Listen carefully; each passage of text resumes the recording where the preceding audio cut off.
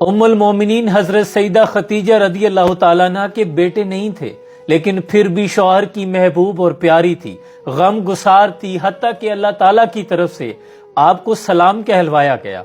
और उम्मुल मोमिनीन हजरत सईदा आयशा रदी अल्लाह ताला अन्हा की औलाद नहीं थी हुजूर से, लेकिन फिर भी शौहर की महबूब थी। आपने खुद को सारी जिंदगी इस गम के साथ नहीं थकाया। आप बहुत छोटी उम्र में थी जब हुजूर का विसाल हो गया। शौहर के साये के बगैर आपने एक बामकसद और पुरवकार जिंदगी गुजारी।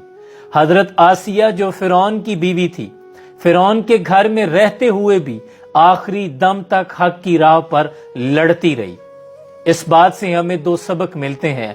अव्वल तो ये कि उम्मत मुस्लिमा की बेटियों, हालात जो भी हों, तुमने साबित कदम रहना है।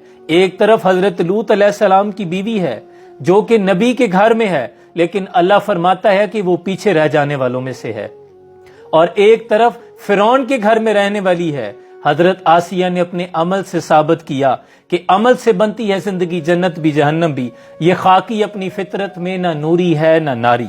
हालात जो भी हों, आपने साबित कदम रहना है। और दूसरा पैगाम नौजवानों के लिए है। अल्लामा इब्ने कय्यम रहमतुल्लाह अलैह ने फरमाया कि औरत अगर दीन से ना वाकिफ होगी तो शौहर को थका देगी, औलाद को खराब कर देगी और उम्मत को हलाकत में डाल देगी। इसीलिए हुजूर अकरम सल्लल्लाहु अलैहि वसल्लम का फरमान है कि तुम औरतों से 4 वजूहात की बिना पर निकाह करते हो।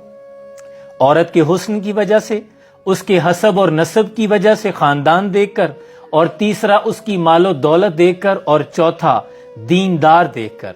अगर वो दीनदार है तो निकाह करते हो। मैं तुम्हें ये नसीहत करता हूं कि तुम इंतखाब के लिए दीनदार औरत का इंतखाब करना, क्योंकि औरत अगर दीनदार होगी तो दीन नस्लों तक सफर करेगा, और औरत अगर दीनदार होगी तो फिरौन के घर में मूसा को पाल सकती है।